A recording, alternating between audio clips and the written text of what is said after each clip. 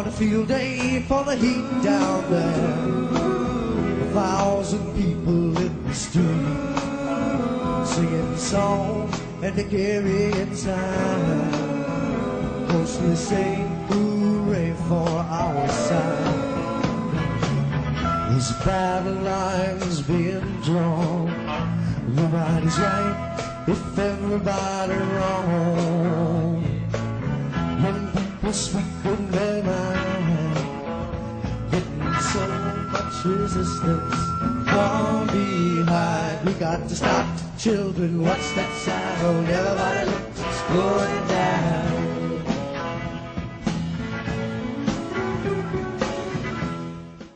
Hello, everyone. This is Lauren Steiner, and welcome to tonight's special edition of The Robust Opposition. Below me on the screen is Amber Rose, who is the Executive Director of CURB, Californians United for Responsible Budgets. And next to her is Brian Kaneda, who is the Los Angeles Coordinator for CURB. And above Brian, to my left, is Sam Tunick, who is an organizer with Never Again Action.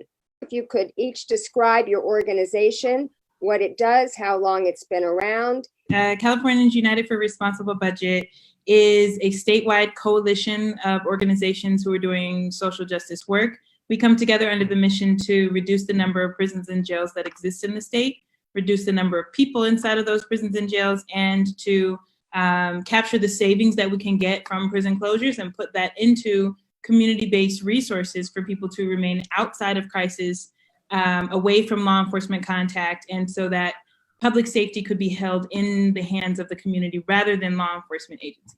Why don't you tell us about Never Again Action? Never Again Action is a mass mobilization of American Jews and allies organizing to shut down ICE and hold the political establishment accountable for the deportation machine that's terrorized immigrant communities and families in the US for decades. As a people, as Jews, it's sort of in our DNA to recognize the signs of scapegoating and identity-based persecution from the history of the Holocaust. My grandmother was a Holocaust survivor, so I feel really, really connected to the struggles that immigrants in this country are facing. Because we recognize the similarities, and we mobilized in the summer of 2019 with nonviolent direct action all across the country to speak out and fight against inhumane detention camps and family separations at the border. So we see this as our community's current obligation to rise up when we are seeing history repeat itself. These are the early signs of genocide, and we're saying never again means never again for anybody. Great. And as you probably know, I covered your action at the GEO Group headquarters in Los Angeles last summer. It was very effective action. So talking about the COVID-19 outbreak. So we just had 80,000 cases today, surpassing even China. 2.3 million people incarcerated in prisons and jails nationwide, and 187,000 of them are nonviolent drug offenses to white-collar criminals like Bernie Madoff. Recently, 14 senators sent a letter to the Justice Department asking them to release elderly, terminally ill, and low-risk inmates.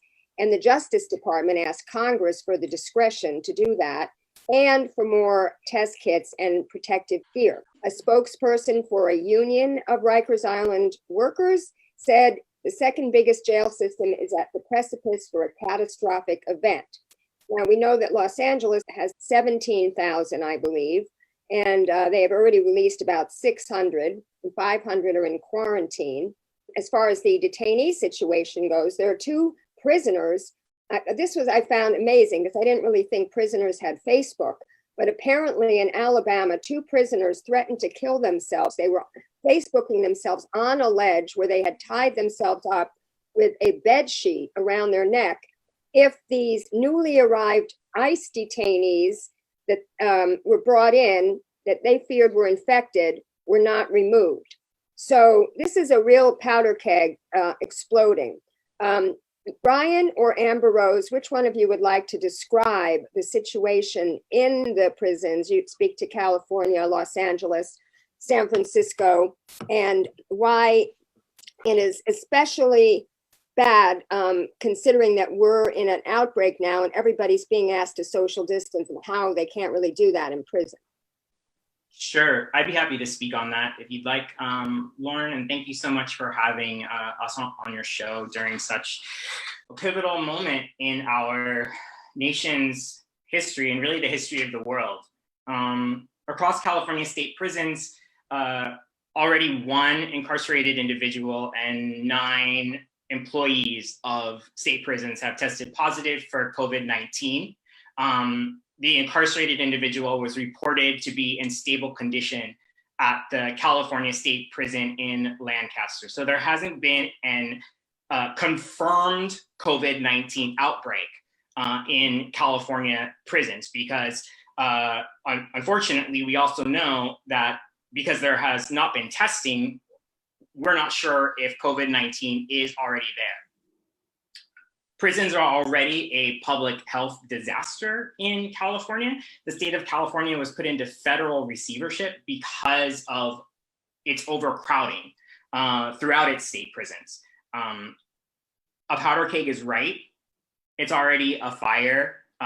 COVID-19 will add fuel to that flame, and there's time to mitigate the damage if we focus on releasing people who pose minimal threat to public safety and that face the most risk from COVID-19, those people who are medically vulnerable and people who are aging in prison.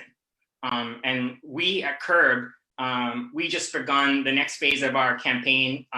It's called #LetThemGo, which is demanding Governor Cuomo in New York and Governor Newsom in California use their vast powers for releasing aging and medically vulnerable people in prisons and jails in order to save their lives. We're joining this campaign with Releasing Elderly People from Prison, RAP, and California Coalition for Women Prisoners. It's clemency coast to coast.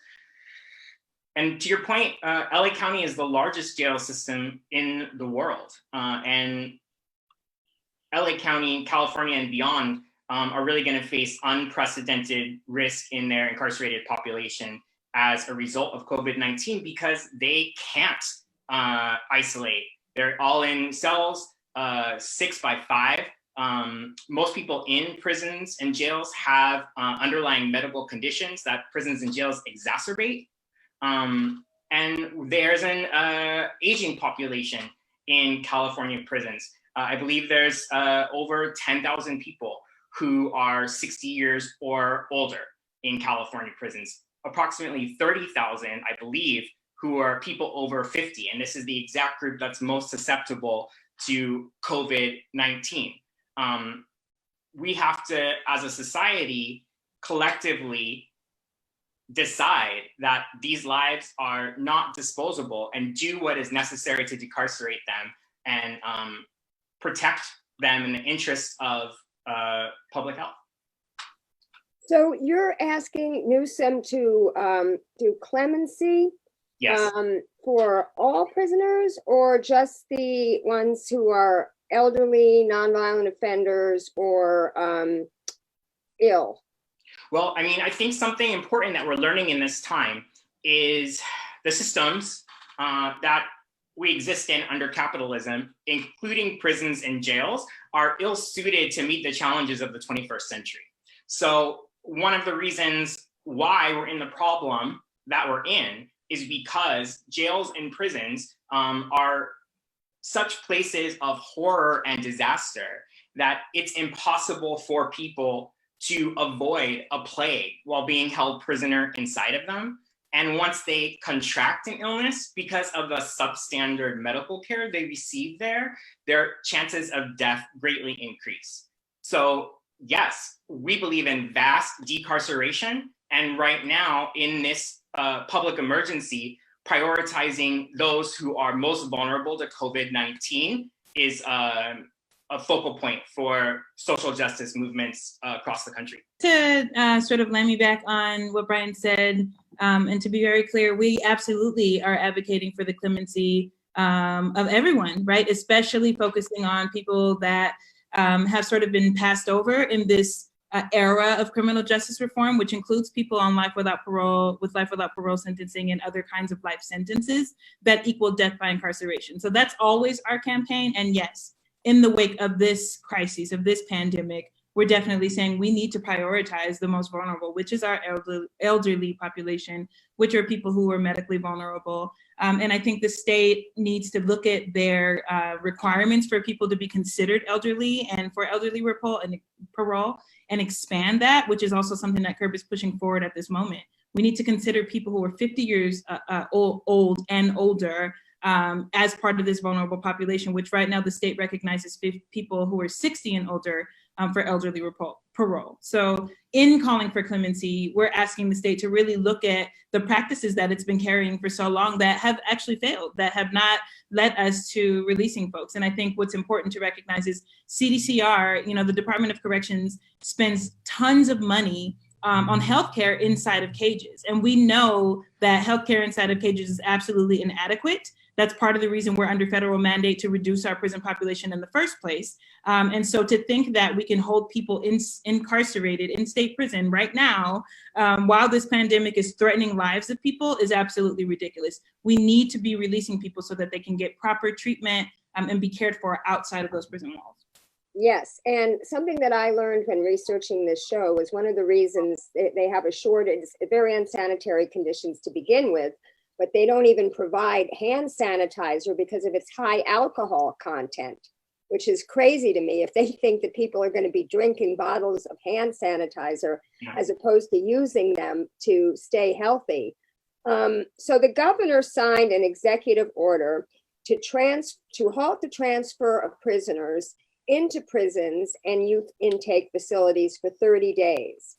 Which could impact 3,000 people statewide because they release about 100 people a day. So that seems like a very small drop in the bucket for what you're asking him to do. Let's go down to Los Angeles and talk about Jackie Lacey. So apparently she has taken some steps, and the supervisor has taken the Board of Supervisors have taken some steps to alleviate this problem. Not exactly what you're asking for, complete decarceration, but some positive steps, more so than what Newsom has taken. Would you like to address that, Brian? Sure. I mean, there has been a lot of movement at the county level. We'd like to see more. I don't have the numbers in front of me, but I believe another 1,200 people were decarcerated over the past couple of days. And really, this is the result of work of 2 decades of advocacy in Los Angeles, building out ideas for alternatives to incarceration and new mental models, really, with the Board of Supervisors and with good county actors for Los Angeles to become a care first, jails last county. And they're able now to use these recommendations that so many organizers and impacted members of our community, formerly incarcerated people who are working at the county, have worked to develop all of these wide ranges of ideas of how people can receive treatment and services that are outside of a prison or jail setting. So that's really being pushed at a faster pace than even we anticipated, now that COVID-19 has underlined the public health crisis of LA County jails.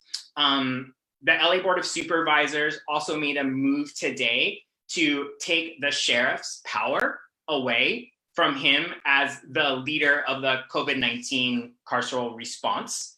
That's a really, really, really bold move on their part. And I think it shows that they're really taking the issue very seriously. I think it also shows that they really can't stand Alex Villanueva. They've been really trying to take his power away in a lot of areas. He was a disappointment to many of us. Who thought he was going to be progressive. I mean, I actually endorsed the guy and had him on my show. So I was on that Reform LA Jails call before this. and they talked about their COVID-19 response team. Yes. Their 4 demands: early release, reduce arrests and bookings, which apparently have been reduced from 30 to 60, 300 to 60. Yeah. Improve custody conditions and prioritize civil liberties and provide community services once people are out in the community, because it's so easy to relapse and go back in.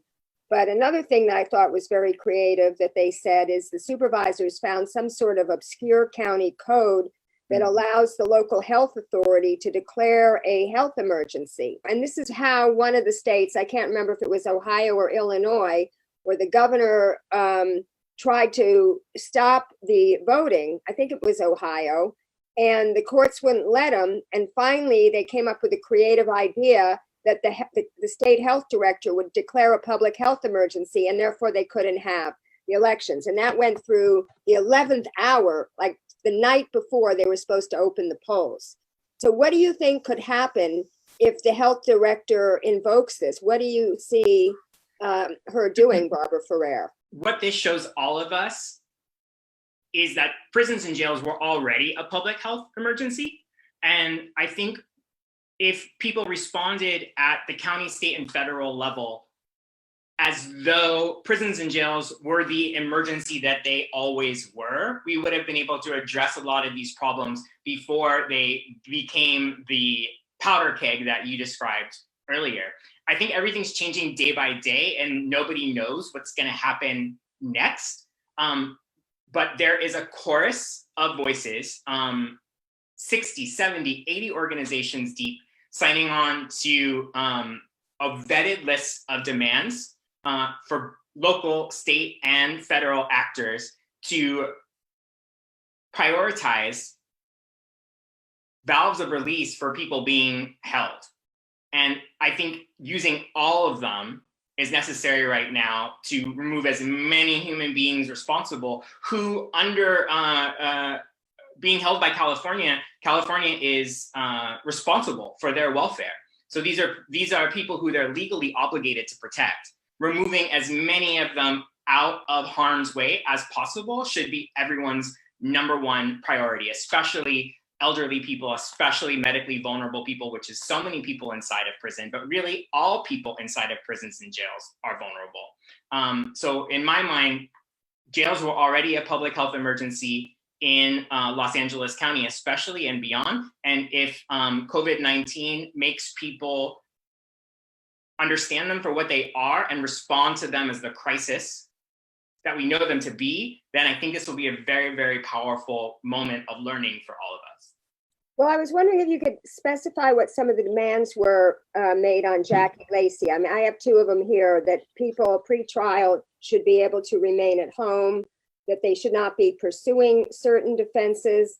Wasn't there like a list of 14 things that there are key points that almost all of the different organizations have all agreed to. And a lot of them have to do with conditions of confinement, and a lot of them have to do with avenues of release. And you have to remember, Lauren, you were talking earlier about people in prison not having access to hand sanitizer. The reality is people in prison and jails don't have access to soap. So we have this list of demands. And the reality is we're not being taken seriously enough by the county to make those demands policy instead of suggestions. I don't think Jackie Lacey is making it the district attorney's policy necessarily to do the things that she's saying they're going to do. We'll have to see. But that what we need for sure is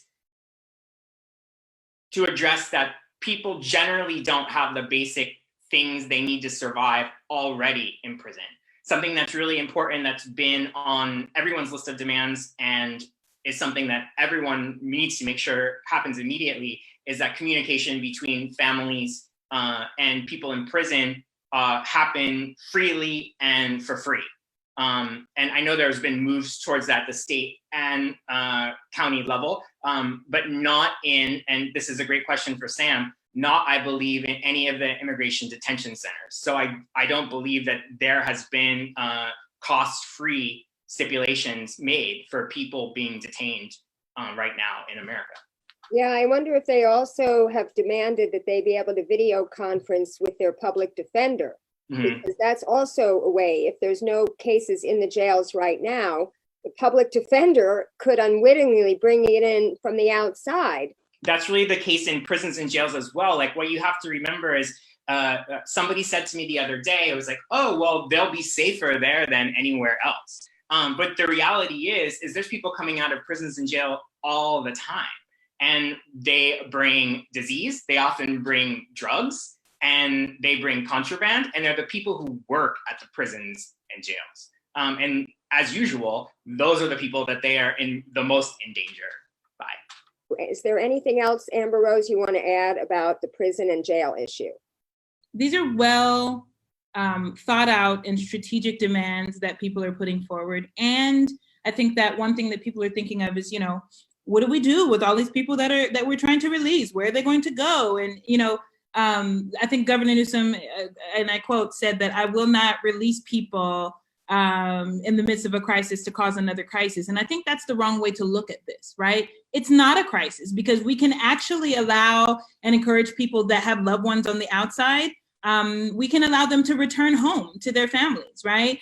We can actually increase budget allocation so that community-based organizations that have capacity to house folks and that are doing the reentry work, that they're able to expand to open up spaces for folks to come home and provide more resources for them. We can have budget allocations that would ensure their medical care and their wellness treatment while they're on the outside, right, after we've released them. So there are very practical things that we can do to make this work. We can open up abandoned housing or motels and hotels for people to return to, right? Like, just as much, we're spending all of this money in the CDCR system. We can shift that funding, and we can shift funds in such a way that we are still able to care for people and actually care for them, because they'll be on the outside. So I think that's an important thing to recognize, is that there are practical things to do in order to bring people home safely, and that this is not creating another crisis. We're actually going to create another crisis if we allow people to sit in the petri dish, which is prisons and jails, and pass this disease around. We're essentially, the governors are going to be responsible for turning prison sentences into death by incarceration. And with the governor, putting a moratorium on the death penalty last year, you would think that the governor would take this very seriously and realize that this is undermining the effort to end death by incarceration if he allows people to stay inside and does not take action and use his power to release folks. Well, we're going to end the show later talking about how we can pressure the governor and all these political actors, because we are all activists here on this show and we've got some great ideas. And that was what kind of intrigued me about Never Again action, because they actually did honktivism. and I'm going to have Sam talk about that in a little bit. But to talk about the situation with ICE. Now we have, I believe there are a backlog of 1 million cases, right, that need to be heard. So we have an issue not only in the detention centers, but also in the courts. They've closed some courts. I think like the court in Los Angeles is closed, but not the one in San Francisco. And they're very crowded. They tend to do a lot of cases at once to get through the backlog. So people are very crowded together. But if they're not doing trials, then obviously they're still in the detention centers. 24 senators, including our own so effective Kamala Harris, this is like the latest thing she did. They asked Homeland Security, ICE, and Customs and Border Patrol what their plans are. This is what their big letter is. What are your plans? Not telling them what they want done, but asking them what their plans are.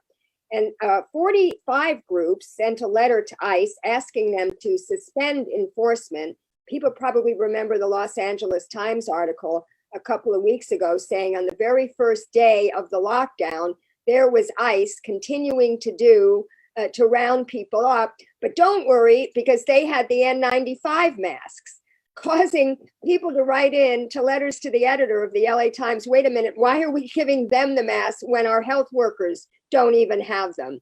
They're sewing their own bandanas, and we're giving the N95 mask to ICE workers. They've stopped the deportation flights. Okay, so the detention centers are getting even more clogged up. Tell us what your understanding is, Sam, of the situation in the detention centers as best you can, and what you are asking to be done about it, and the different levels of government that can make these decisions. Yeah, I think Brian and Amber Rose said it perfectly, referencing prisons. They are already a public health crisis. These are no conditions for anyone to be in ever, and especially not during a pandemic. I think we all saw the images this summer of the detention centers along the border, truly concentration camp like conditions. Children, people sleeping on the floors, crowded into cages, no soap, no running water. This can't be happening ever. There are already people dying of infectious communicable diseases, fevers, flus in these conditions, and we know that COVID-19 is especially communicable, especially infectious, and especially deadly if you have any underlying conditions. And now they're finding even for people who don't. So you can't social distance in a cage. We're calling on governors and ICE and whoever has the authority to empty the detention centers, because, as Amber Rose said, it's making the crisis worse. There have already been found cases of COVID have been found in these detention centers, both by guards and people coming in. They don't have tests, so they can't isolate. A lot of people are carrying this virus without showing symptoms. So these are the absolute worst conditions. And again, just drawing the parallel with the Holocaust, we know that Anne Frank didn't die in the gas chambers. She died of typhus, which is a communicable, infectious, and treatable disease. This disease is treatable, but not only is our healthcare system is in crisis to begin with, and doctors are already making plans for who's going to live and who's going to die when it gets bad. And we know that that people, incarcerated people, immigrants who are waiting for trial are not going to be prioritized. And the majority of these cases are nonviolent offenses. Often it's like a misdemeanor. Somebody they have a brake light out and get pulled over. The officer finds that they're undocumented, and they call ICE on them. I think one result of that article, which was so shaming to ICE, was that they decided they weren't going to pick up anyone unless they were a violent felon. So that was like, thank God for small favors, right? Yeah. But the ACLU, tell me if you know about either of these lawsuits. Apparently the ACLU has sued ICE, and we know the ACLU here in Los Angeles has been very effective in trying to, well, one of the reasons being Nueva disappointed us is he vowed when he was running for election that he was not going to have ICE in the prisons.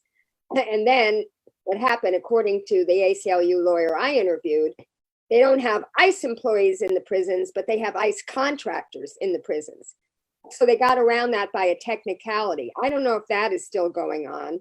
Do you happen to know if that is going on? And also, there were apparently, I just read, 13 elderly and ailing immigrants at 2 facilities in Marysville and Bakersfield have filed a lawsuit because of their exposure to COVID-19. Do you know anything about these actions, Sam, and where they stand, or are they too new?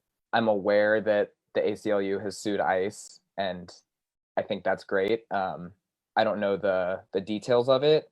To respond to your question about the private contractors, that is still going on, even though a law was recently passed in California to ban for-profit private prisons and detention centers. The law went into effect just after 15-year-long contracts were signed with GEO Group, which is a private prison contractor that operates 2 of ICE's largest detention centers. I think there are 4 major ICE detention centers. They're all privately operated by GEO Group, Civicor, and I'm blanking on the name of the last company. But under this state of emergency, Gavin Newsom has power via executive order to end these contracts with the private contractors, to make them empty these detention centers, and that's what we're calling on him to do.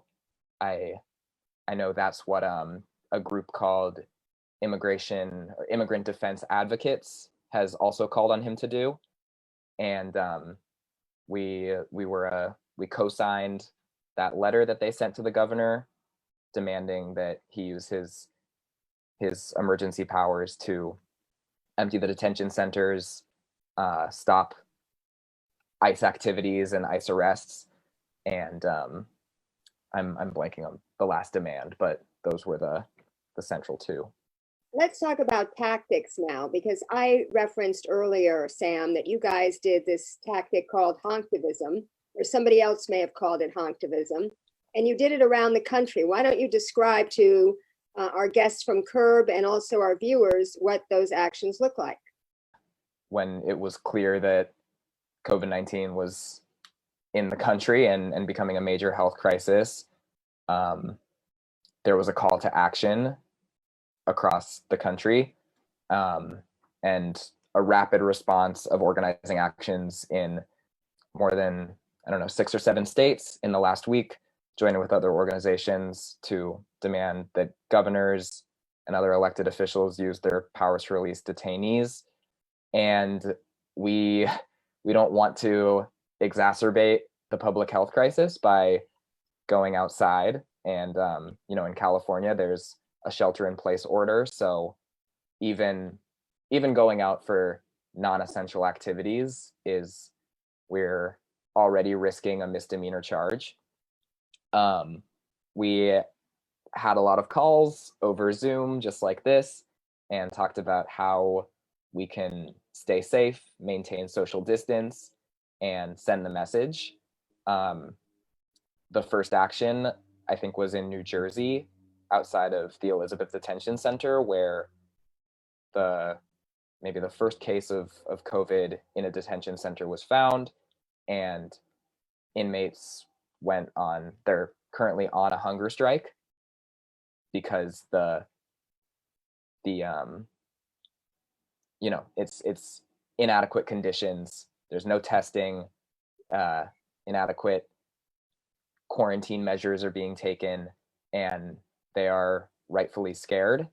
So in the span of, I think, less than 24 hours, there was a call made to show up in cars to circle the detention center and honk in solidarity to let the people inside know that we are fighting for them and demanding in New Jersey that Governor Murphy use his executive powers to empty that detention center.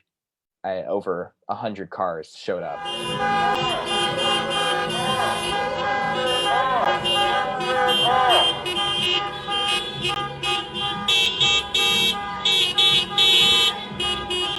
That action was covered on Democracy Now!, along with our action in Sacramento, where a smaller brigade, but just a little less than 10 cars showed up outside of Gavin Newsom's home in Fair Oaks, and we made a lot of noise.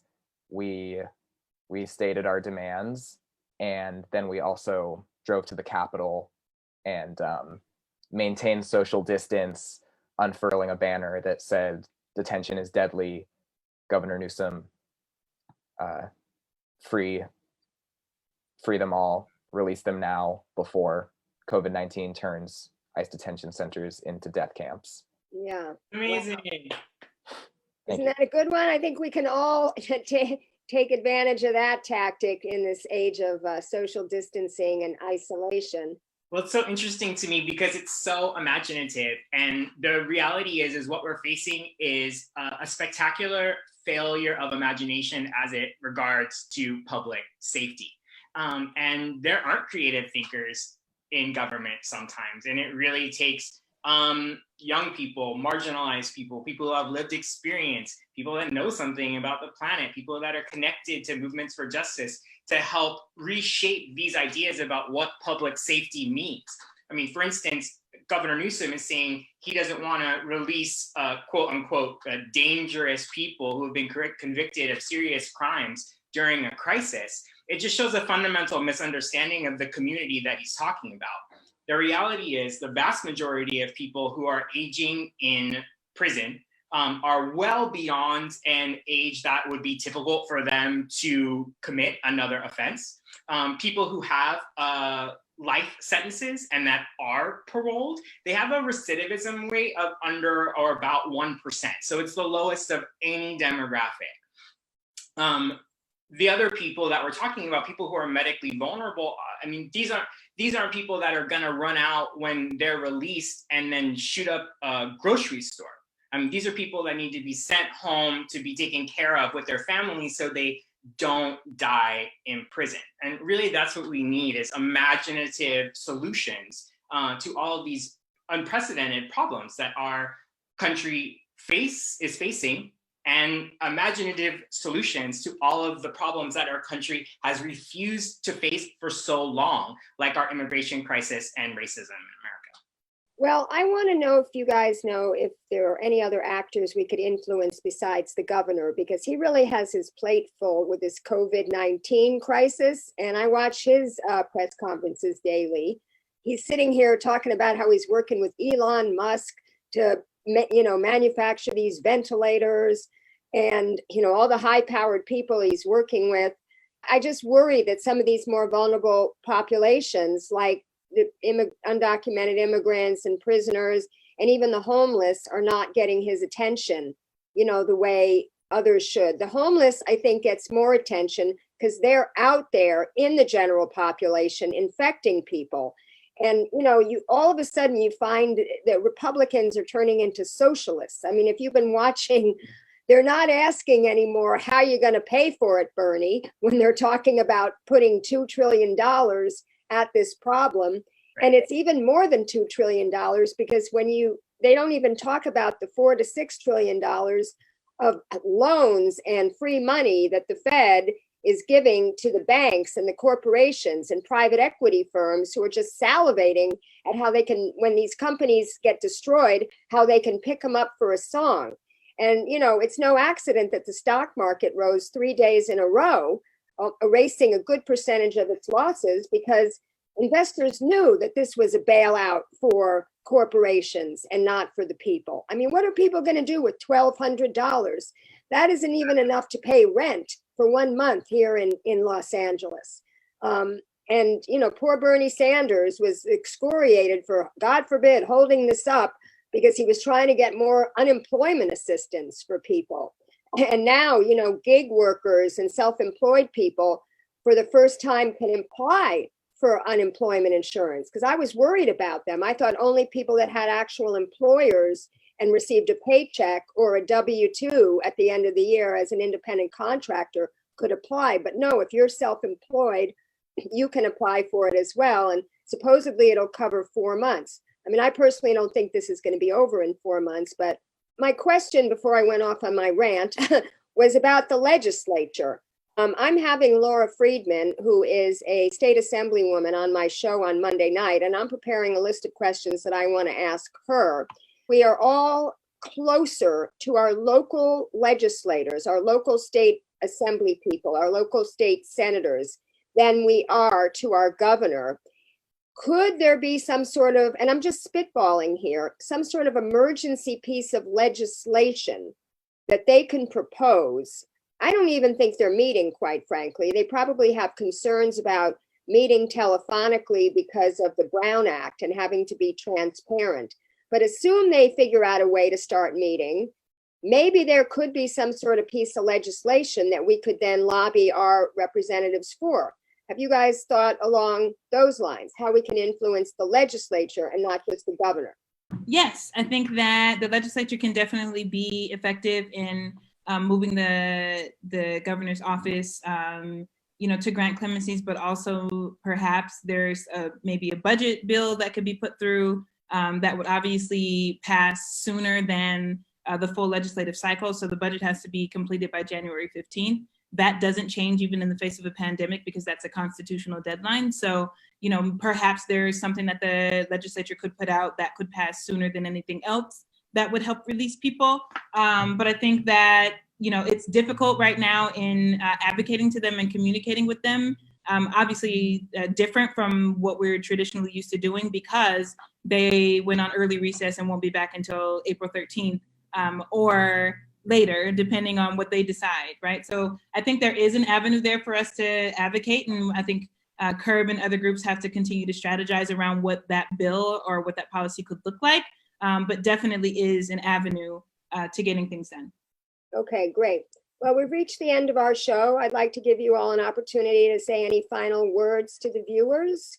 Thank you so much for having us on, Lauren. And if folks want to join CURB tomorrow, you can follow us at CURB Prisons on Twitter. We're going to be hosting Clemency Coast to Coast with RAP from New York and California Coalition for Women Prisoners, demanding that Governor Newsom and Governor Cuomo let them go and release elderly and medically vulnerable people from prison and jails. All you have to do is create a selfie picture with a sign.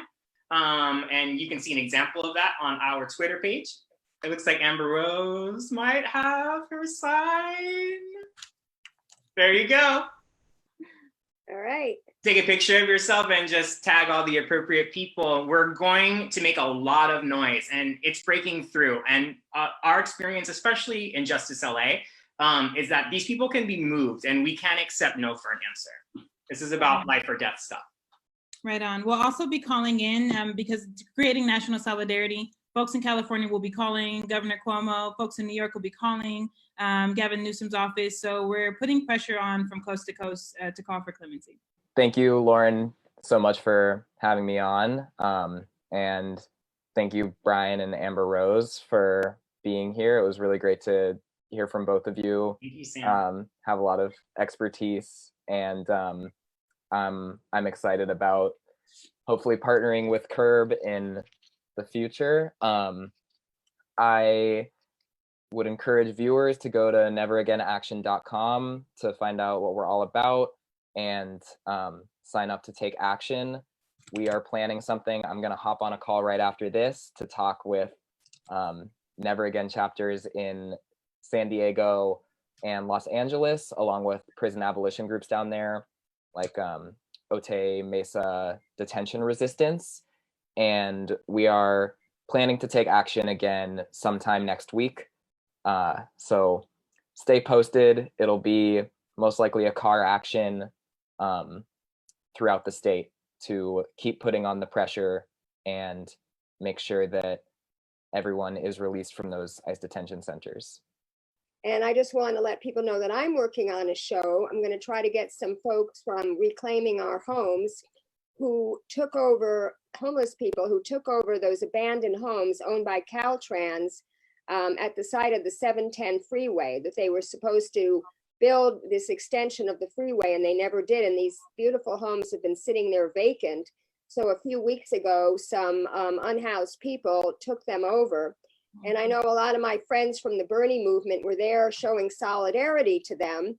And I was watching the live stream and I'm like, no, no, no, you guys are standing too close. You should be social distancing. It's great to go and show moral support, but it's very dangerous right now. And there's a lot more we could be doing at home, calling these decision makers. And I think, I don't remember if it was Garcetti or Newsom or whoever the decision maker was in this case, they decided not to evict them. So right now they're there and a couple of families were in one house and they thought, oh, gee, we're too crowded here. So one family moved out and took over another house.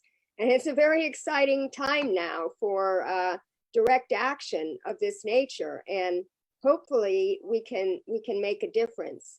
So until we see each other again, I want to thank you all for your work and end my show the way I always do by saying, keep fighting. Thank you so much. Fighting. Thank you. Good night. Thank you. Bye.